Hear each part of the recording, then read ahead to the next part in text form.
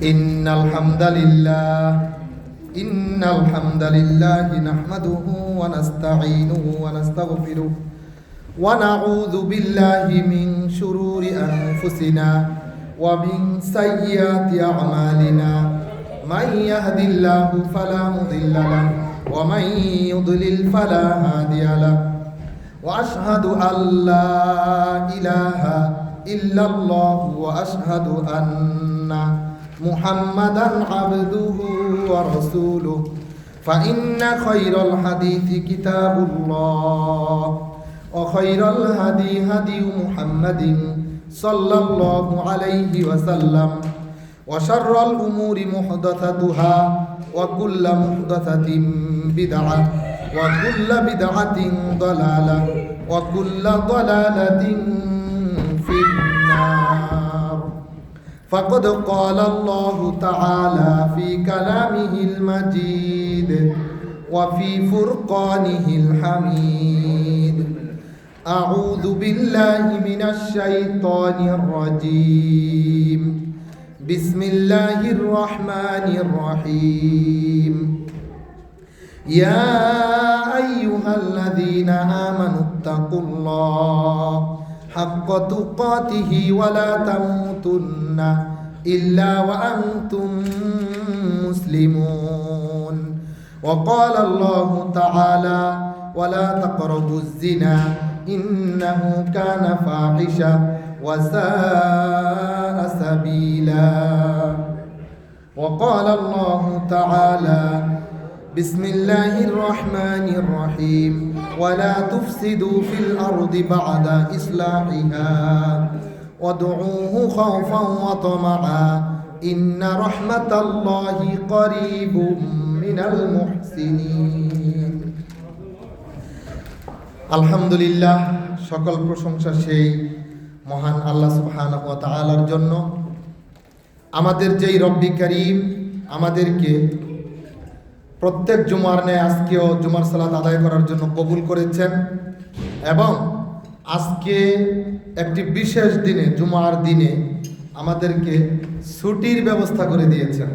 ছুটির একটা ব্যবস্থা করাতে আজকে আমাদের ভাইদের যারা কর্মজীবী মানুষেরা সকলের সালাত আদায় করতে এক বিশাল ঈদের জুমার সালাতটা আদায় করার জন্য বিশাল একটা সুবিধা হয়েছে। আমরা মহান আল্লাহ সুবহানাহু ওয়া তাআলার এই মহান নিয়ামতের জন্য শুকরিয়া আদায় করি আলহামদুলিল্লাহ। আর দুরুদ ও সালাম পাঠ করি মানবতার মুক্তির দূত বিশ্বনবী প্রিয় নবী মুহাম্মদুর রাসূলুল্লাহ সাল্লাল্লাহু আলাইহি ওয়াসাল্লামের প্রতি। আল্লাহুম্মা সাল্লি আলাইহি আল্লাহুম্মা বারিক আলাইহি। আলহামদুলিল্লাহ, আজকে আমরা আমাদের জুমার খুতবায় প্রত্যেক জুমার খুতবার ন্যায় যে সুনির্দিষ্ট বিষয়ে আমরা আলোচনা করব সেটা হচ্ছে জিনা, ব্যভিচার, অবৈধ প্রেম, পরকীয়া এবং এর যেই কুপ্রভাবে আমাদের সমাজে যেই একটা মহামারীর সৃষ্টি হয়েছে, আমাদের সমাজে ধর্ষণ এবং খুনের যেই একটা নির্মমতা শুরু হয়েছে, একটা নির্দয়তা শুরু হয়েছে, এই বিষয়ের উপরে আমরা সংক্ষিপ্ত আলোচনা করব ইনশাআল্লাহুল আজিজ। প্রথমেই আমরা আল্লাহ সুবহানাহু ওয়া তাআলার যে আয়াতটি পাঠ করেছি, মহান আল্লাহ সুবহানাহু ওয়া তাআলা বলেন, ইয়া আইয়ুহাল্লাযীনা আমানুত্তাকুল্লাহ, হে ঈমানদারগণ তোমরা আল্লাহকে ভয় করো, এমনভাবে ভয় করো যেভাবে তাকে ভয় করা উচিত, হাক্কা তুকাতিহি, যেইটা তার অধিকার। আমরা আল্লাহকে কতটুকু ভয় পাবো এ ব্যাপারে আল্লাহর অধিকার রয়েছে, সেই অধিকার অনুযায়ী তাকে আমাদেরকে ভয় পেতে বলা হয়েছে। যে আল্লাহকে ভয় পাওয়ার মতো ভয় পাও, শুধুমাত্র জানলাম শুনলাম আর যা ইচ্ছা তাই করে বেড়ালাম, এটার নাম আসলে ভয় পাওয়া নয়, এটার নাম ভয় পাওয়া নয়। ভয় পাওয়া সম্পর্কে আমি একটি উদাহরণ বলবো, যদিও আমি কোনো গল্প কিচ্ছা কাহিনী বলতে পছন্দ করি না, কিন্তু এই আয়াতটাকে বুঝার জন্য আমাদের সমাজে ঘটে যাওয়া একটি ঘটনা আমরা বলবো। যেমন একজন আলেমে দ্বীনের কাছে, একজন ধর্মীয় বিশেষ ব্যক্তির কাছে একজন রাজা, বাদশাহ বা সরকার লেভেলের কোনো লোক যাইতেন, তার সোহবতে যাইতেন। যাইতে যাইতে যাইতে তো তিনি বিভিন্ন সবক নিতেন, বয়ান নিতেন, তালিম শুনতেন ইত্যাদি। তো তিনি বলতেন যে হুজুর আমাকে আপনি এমন কিছু বয়ান করেন আমি যাতে জান্নাতে যেতে পারি, হেদায়েতের রাস্তা পেতে পারি। তো ওই হুজুর বলে দিচ্ছেন যে আপনি আল্লাহকে ভয় করেন বেশি বেশি করে। আল্লাহকে ভয় করলে আপনি আর কোনো অন্যায় করতে পারবেন না। তাহলে আপনি কি হবে, আপনি গুনাহ ছেড়ে দিতে পারবেন, আর গুনাহ ছেড়ে দিলে আপনার জন্য জান্নাত হয়ে যাবে, রাস্তা ক্লিয়ার হয়ে যাবে। তো ওই লোক প্রত্যেক দিন যে তাসবির গোটা গুনে গুনে 100 বার করে বলতেন যে আমি আল্লাহকে ভয় করি, আল্লাহকে ভয় করি, আল্লাহকে ভয় করছি ইত্যাদি এগুলো বলতেন। এরকম কিছুদিন বলার পরে তার ভিতরে কোনো পরিবর্তন আসে না। পরিবর্তন না আসার কারণে তো এই লোক আবার গেছে, আবার যে সেই হুজুরের কাছে বা আলেমের কাছে যে বলতেছে যে হুজুর আপনি আমাকে যে আল্লাহর ভয় শিক্ষা দিলেন, এই ভয় পাইয়া আমার তো কোনো পরিবর্তন হইল না। কারণ একটা মানুষ নিজে জানে তার ভিতরে কোথায় কোথায় কি কি অন্যায় অনাচার আছে। কারণ আপনারা দেখবেন সমাজে আমি খুব লেবাসদারি ভালো মানুষ, দাড়ি টুপি জুব্বার অভাব নাই, নামাজ রোজা হজ যাকাত সব আছে, কিন্তু আল্লাহ জানেন আর আমি জানি আমার ভিতরে কোথায় খারাপ আছে, এটা আল্লাহ জানেন। তো ওই লোক বুঝতে পারছে যে সে কিনা কোনো ভয় পায় না। তো তিনি আবার যে বলেন হুজুর আমি যেই ভয় পাই এই ভয় তো কাজ হয় না। তখন তিনি বললেন যে ঠিক আছে, তাহলে এইবার ভয় পাইতে হইলে আমাকে আপনার অফিসে যেতে হবে বা আপনার যে দরবার ওইখানে যেতে হবে, যেখানে আপনি রাজ্য চালান, সেইখানে যাইয়া আপনাকে একটা ভয় দেখাইলে এরপরে আপনি ভয়টা পাবেন। তো বলছে ঠিক আছে চলেন, কারণ জান্নাতে কে না যাইতে চায়, যে মুসলিম সে যাইতে চাইব, আর জান্নাতের জন্য সব কিছু করতে রাজি। তো যাওয়ার পরে বলছে যে আপনি আমাকে আপনার এই ক্ষমতাটাকে 1 দিনের জন্য হস্তান্তর করতে হবে। আপনি যে মন্ত্রী, ধরেন আমাদের এলাকার বা বর্তমান দেশের কোনো স্বরাষ্ট্রমন্ত্রী অথবা তৎকালীন সময়ের কোনো রাজা প্রধান ইত্যাদি। তো বলছে ঠিক আছে যান, আজকে 1 দিনের জন্য সে ঘোষণা দিয়ে দিল এই হুজুর, আমার যে শায়েখ, ইনি আজকের জন্য আমার এই পদের পদাধিকারী, উনি যা বলবে তোমরা সবাই তাই করবে। তো উনি ক্ষমতায় বসে প্রথমেই ডিক্লেয়ার করলো যে সাবেক যেই মন্ত্রী ছিল তাকে তোমরা গ্রেফতার করো। মানে যেই আগের যে মন্ত্রী ছিল বা রাজ্য প্রধান ছিল, উনি যে ওনাকে 1 দিনের জন্য দিছে, তাই ওই রাজ্য প্রধানকে 1 দিনের জন্য গ্রেফতার, 1 দিনের না, বলছে ওনাকে গ্রেফতার করেন। আমার হুকুম হচ্ছে, প্রথম কাজ হচ্ছে ওনাকে গ্রেফতার করা। ওনাকে গ্রেফতার করে নিয়ে গারদখানায় ফেলায় রাখেন, আগামীকালকে সকাল হওয়ার সাথে সাথে তারা মৃত্যুদণ্ড কার্যকর করে দিবেন। সে এতদিন যে অন্যায় করছে এটা তার জন্য শাস্তি। তখন তো ওই লোক মনে করেন আকাশ থেকে পড়ছে যে এটা আমি কি করলাম, আমার যে ক্ষমতা ছিল আমি এই ক্ষমতা এই লোকের কাছে দিয়ে দিলাম, হুজুরের কাছে, সে তো ক্ষমতায় না বসতেই আমার সাথে বেইমানি করতেছে, ক্ষমতায় উঠেই আগেই প্রথমে আমার উপরে সে কি করছে, খবরদারি জারি করছে। তো কিছু করারও নাই, ক্ষমতা দিয়ে দিছে। হাকিম লড়ে কিন্তু হুকুম লড়ে না, হুকুম ঠিক থাকবে, মন্ত্রী যাবে মন্ত্রী আসবে, প্রধানমন্ত্রী যাবে প্রধানমন্ত্রী আসবে, কিন্তু হুকুম থেকে যাবে। তো পরে ঠিকই জল্লাদ তাকে গ্রেফতার করছে, গ্রেফতার করে নিয়ে গালাতখানে আটকায় রাখছে এবং বলছে আপনি রেডি হন, আগামীকালকে সকালে আপনার কল্লা কাটা হবে, মানে আপনাকে শেষ করে দেওয়া হবে। তখন আর কিছু করার নেই, ওই লোক তো মনে করেন একেবারে আল্লাহ বিল্লাহ কইরা মনে করেন দিলের ভিতরে যত ভয় ভীতি আছে অন্যায় আছে সব কিছুর জন্য সে কি করছে, আল্লাহর কাছে ক্ষমা চেয়ে কান্নাকাটি করে রেডি, কারণ সকালে তার মৃত্যুদণ্ড, কিছু করার নেই। সকালবেলা ফজরের পরে হুজুরে বলছে এবার তারা ওইখান থেকে নিয়ে আসেন, ওইখান থেকে তাকে সারায় নিয়ে আসেন।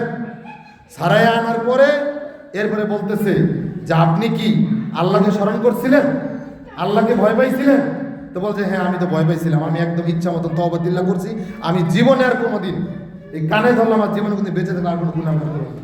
কয় যান এবার আপনি আপনার মন্ত্রণালয়ে ফিরে নেন, আপনাকে ভয়টা দেখানোই আমার উদ্দেশ্য ছিল যে এইভাবে আপনাকে আল্লাহকে ভয় পেতে হবে। আল্লাহু আলাম, জানি না এই ঘটনার কোনো বাস্তব সত্য ভিত্তি আছে কিনা, কিন্তু বোঝানোর জন্য আমরা বললাম আল্লাহকে ভয় পেতে হবে হাক্কা তুকাতিহি, যেইভাবে তাকে ভয় পাওয়া উচিত। ওয়ালা তামুতুন্না ইল্লা ওয়া আনতুম মুসলিমুন, তা না হলে আল্লাহকে ভয় না পেয়ে তোমরা মুসলমান না হয়ে কবরে এসো না, মৃত্যুবরণ করো না। আল্লাহ সাবধান করে দিয়েছে, যদি আল্লাহকে ভয় পাই তাহলে আমরা অন্যায় করতে পারবো না। তা না হলে আল্লাহ কোরআনের অন্যত্র বলছেন ওয়ালা তাকরাবুজ জিনা, তোমরা জেনার কাছেও যেও না। ইন্নাহু কানা ফাহিশা, কেননা নিশ্চয়ই জিনা হচ্ছে ফাহিশা কাজ, অশ্লীল কাজ। ওয়াসাআ সাবিলা, খারাপ পথ, মন্দ পথ। অতএব যদি মানুষ আল্লাহকে ভয় পায় তাহলে জেনা কিভাবে করে, আল্লাহর হুকুম অমান্য কিভাবে করে? আর জেনা তো বলতে পারেন যে যেইটাকে উভয়ের সমর্থনে সুপরিকল্পনা করে এনজয় করার জন্য যেটা করে। কিন্তু আমাদের দেশে বর্তমানে যে ট্রেন্ড শুরু হয়েছে ধর্ষণের, আপনার 5 বছরের 6 বছরের শিশু থেকে শুরু করে 40 বছর 50 বছর 60 বছরের বৃদ্ধারা পর্যন্ত রেহাই পায় না। রাস্তা থেকে তুলে নিয়ে ঘর ভেঙে দরজা ভেঙে নানানভাবে হয়রানি করে, এরপরে গত সপ্তাহের ঘটনা যে একজন গর্ভবতী মাকে একদল কুচক্রী মহল তাকে জোরপূর্বক ধর্ষণ করার পরে তার পেটের বাচ্চা বের করে দুজনকে হত্যা করেছে। নাউযুবিল্লাহি মিন যালিক। কিভাবে সম্ভব এটা প্রিয় ভাইয়েরা আমার? এটা কি করে সম্ভব? বাচ্চাও মারা গেছে, মাও মারা গেছে, মাকে হত্যা করা হয়েছে। একটা মানুষ কতটুকু পশু হলে, কতটুকু পশুত্ব হারালে এই কাজ করতে পারে মানুষ, সেটা বলেন। চিটাগাংয়ের আরেক ঘটনা, মেয়ে পড়ে মহিলা মাদ্রাসায়, কওমি মাদ্রাসায়, 2-1 বছর পরে মাওলানা হবে। সেই মায়ের মা পরকীয়ায় জড়িত। মেয়ে দেখেছে, মাকে চিন্তা করছে বাবাকে না বলে মাকে দিনের বুঝ দেই, যাতে সংসার ভেঙে না যায়, যাতে মা বুঝে। মাকে বুঝাইছে পরকীয়ার ব্যাপারে, মা যাইয়া পরকীয়ার সেই তার যার সাথে পরকীয়া করেছে তার সাথে সলা পরামর্শ করে এই মেয়েকে হত্যার প্ল্যান করে, এবং ঠিক ঘটনাক্রমে সেই মেয়েকে এই দুজনে মিলে হত্যা করে। নিজের মা নিজের পরকীয়া রক্ষা করার জন্য নিজের যুবতী মেয়েকে, 18-20 বছরের মেয়েকে হত্যা করে দিয়েছে। নাউযুবিল্লাহি মিন যালিক, মাআযাল্লাহ। কি করে সম্ভব প্রিয় ভাইয়েরা আমার? এই অবক্ষয় কিভাবে হচ্ছে? আমরা এটাও ভুলিনি, 6 বছরের যেই শিশু সীতাকুণ্ডে গলা কাটা অবস্থায়, সেলোয়ার খোলা অবস্থায় পার্কের থেকে বের হয়েছে এবং সে পরবর্তীতে চিকিৎসাধীন অবস্থায় মারা গেছে। একটা লোক কতটুকু পশু হলে 50 বছরের একজন বৃদ্ধ মানুষ একটা 6 বছরের শিশুকে ধর্ষণ করার পরে আবার তাকে হত্যা করার জন্য গলা পর্যন্ত কেটে দিয়েছে। অতএব আমি কোরআনের আরেকটি আয়াত পাঠ করি যেখানে আল্লাহ বলেছেন ওয়ালা তুফসিদু ফিল আরদি বাদা ইসলাহিহা, যে তোমরা পৃথিবীকে ঠিক করার পরে এখানে অনর্থ সৃষ্টি করো না। আল্লাহ সুবহানাহু ওয়া তাআলা অনর্থ সৃষ্টি করতে নিষেধ করেছেন, অনর্থ সৃষ্টি করো না। এদের জন্য আমরা আল্লাহর কাছে এই সমস্ত জালিমদের জন্য লানতের দোয়া করতেছি, আল্লাহ যেন এদেরকে লানত দিয়ে ধ্বংস করে দেন। আমরা বলি আমিন। এদের জন্য আমরা কিভাবে হেদায়েতের দোয়া করব?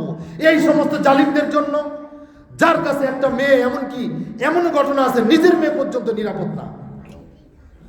এবং এদের জন্য আমাদের দেশে এখনো পর্যন্ত দেখলাম না যে জাজল্যভাবে একটা ঘটনার পরে এত মানুষের সামান্য মনে করেন যে ইসের জন্য, কত ঘটনার জন্য রাজনৈতিক প্রতিহিংসার কারণে ক্রস ফায়ার দিয়ে মেরে ফেলে। দেখলাম না একটা ধর্ষণের পরে যে হত্যা করার অপরাধে একটাকে মেরে ফেলে দিয়েছে জঙ্গলের মধ্যে, একটা দর্শককে, একটা খুনিকে। অথচ ইসলামের বিধান এটাই যে যে কিনা বিবাহিত ব্যক্তি ধর্ষণ করবে, জেনা করবে, তাকে তোমরা কি করো? প্রকাশ্যে হত্যা করো, তাকে পাথর মেরে হত্যা করে দাও। একটা মৃত্যুদণ্ড কার্যকর হয়েছে এ পর্যন্ত প্রমাণ পাইলাম না। আমরা মাগুরার সেই ঘটনা কি ভুলে গেছি যে এইখানে বোনের বাসায় বেড়াতে যে 7 বছরের শিশু নিজের তালয়ের কাছে 50-60 বছরের বৃদ্ধর কাছে যে কিনা লজ্জা স্থান কেটে দর্শন করছে মেয়েটাকে এবং হত্যা করছে। নাউযুবিল্লাহি মিন যালিক। সেই অধমকেও ধরা হয়েছে, কিন্তু আজও পর্যন্ত তার বিচারের রায় কার্যকর হয় নাই। সেই দেশে কিভাবে সেই দেশে আপনার জেনাবে বিচার বন্ধ হবে বলেন? বিচার হয় না।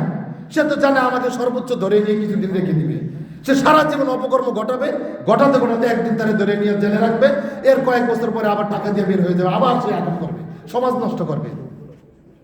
অতএব এটার জন্য যেমনি করে আমাদের সমাজে বিচার দরকার, তেমনি করে পাশাপাশি আরো কিছু বিষয় সরকারিভাবে ব্যবস্থা নেওয়া উচিত। এইগুলো হয়তো সরকার আমার কথায় হয়তো কান দিবে না, কিন্তু আমরা যারা আছি আমরা তো আমাদের বাস্তব জীবনে এটাকে আমরা প্রয়োগ করতে পারবো, আমরা চিন্তা করতে পারবো, একটা সমাজকে বদলে দিতে পারবো। দেখেন আমাদের সমাজ আজকে এগুলোকে বন্ধ করে দিয়েছে।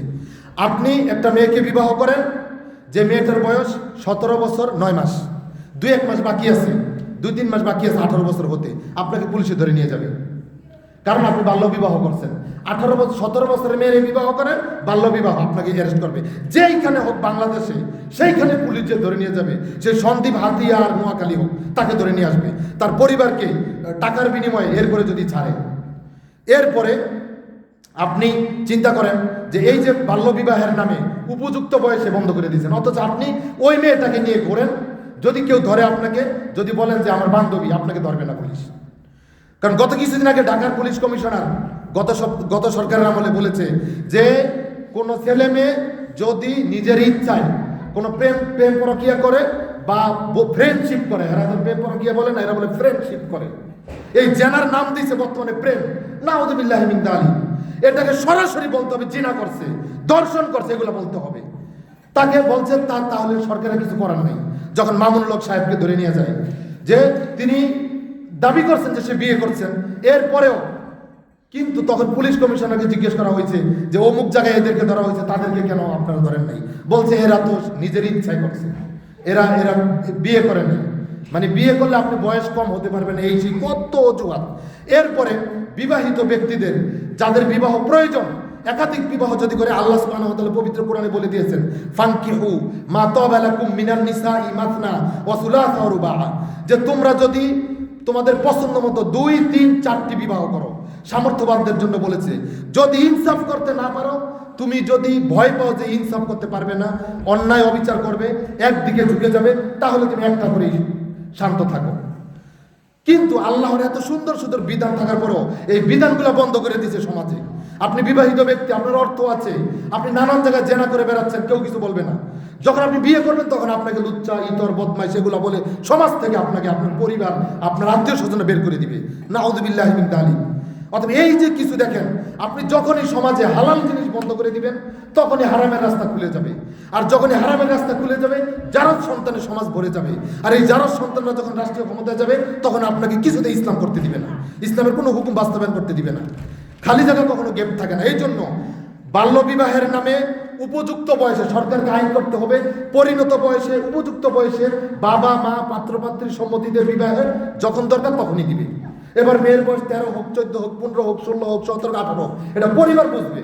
বাবা বিয়ে দিচ্ছে, মা বিয়ে দিচ্ছে, যেখানে রাসূল সাল্লাল্লাহু আলাইহি ওয়াসাল্লাম বলেছেন যে বাবা সম্মতি না থাকলে বিয়েই হবে না, বাতিল বাতিল বাতিল। সেইখানে মেয়ে যে কোড়ে বিয়ে করতেছে বাবা মাকে ত্যায্য করে দিয়ে, উল্টা সেই বিয়ে সমাজ গ্রহণ করছে, অথচ বাবা মা বিয়ে দিচ্ছে এটা গ্রহণ করে না।